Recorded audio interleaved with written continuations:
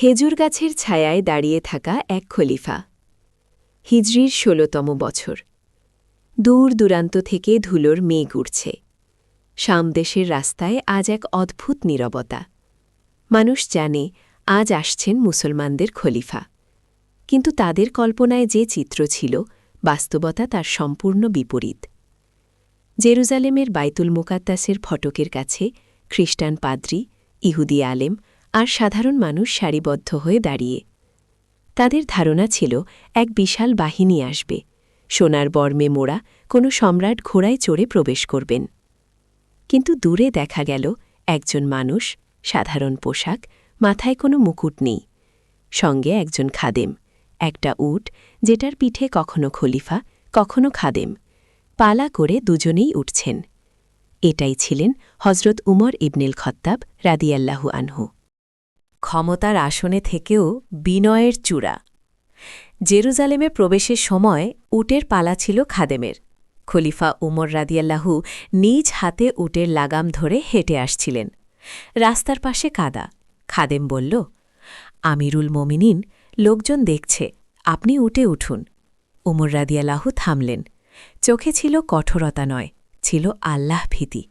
তিনি বললেন, ক্ষমতা আমাদের সম্মান দেয় না, আল্লাহর আনুগত্যই সম্মান দেয়। এই দৃশ্য দেখে পাদ্রী সোফ্রোনিয়াস ফিসফিস করে বললেন, আমাদের কিতাবে যার কথা লেখা আছে তিনিই এই মানুষ। বাইতুল মুকাদ্দাসের চুক্তি। শহর দখল হয়নি যুদ্ধ দিয়ে, চুক্তির মাধ্যমে শান্তিপূর্ণভাবে। খলিফা ওমর রাদিয়াল্লাহু লিখে দিলেন ঐতিহাসিক চুক্তি। কোনো গির্জা ভাঙা হবে না, কোনো খ্রিস্টানকে জোর করে ইসলাম গ্রহণ করানো হবে না। তাদের ধর্ম, সম্পদ ও সম্মান নিরাপদ থাকবে। এমন চুক্তি ইতিহাসে বিরল। এক পর্যায়ে নামাজের সময় হল। পাদ্রী বললেন, এখানেই নামাজ পড়ুন। উমর রাদিয়াল্লাহু তাকালেন গির্জার ভেতরে, তারপর মাথা নাড়লেন। না, আমি এখানে নামাজ পড়লে ভবিষ্যতে মুসলমানরা বলবে খলিফা এখানে নামাজ পড়েছেন, তখন এই গির্জা মসজিদে পরিণত হবে। আমি সেটা চাই না। তিনি গির্জার বাইরে নামাজ পড়লেন। আজও সেই জায়গায় একটি ছোট মসজিদ আছে, মসজিদে উমার। বাইতুল মুকাদ্দাসের অশ্রু। এরপর খলিফা গেলেন বাইতুল মুকাদ্দাস প্রাঙ্গণে। সে জায়গা তখন আবর্জনায় ভরা, বছরের পর বছর অবহেলিত।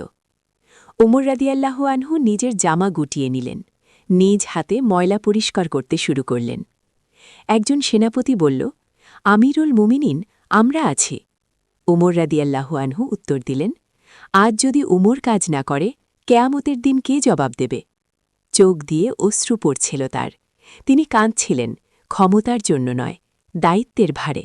একজন শাসক, একজন বাবা। এক রাতে উমর রাদিয়াল্লাহু তাআলা আনহু মদিনার রাস্তায় টহল দিচ্ছিলেন। দূর থেকে শিশুর কান্না শুনলেন। একটি ঘরে ঢুকে দেখলেন এক মা হাঁড়িতে কিছু সিদ্ধ করছে, কিন্তু হাঁড়িতে কিছুই নেই। মা বলল, শিশুদের ঘুম পাড়ানোর জন্য খালি হাঁড়ি জ্বালিয়েছে। উমর রাদিয়াল্লাহু তাআলা আনহুর চোখ ভিজে গেল। তিনি নিজ কাঁধে করে বাইতুল মাল থেকে খাবার আনলেন, রান্না করলেন নিজ হাতে। খাদেম বলল, আমি করি।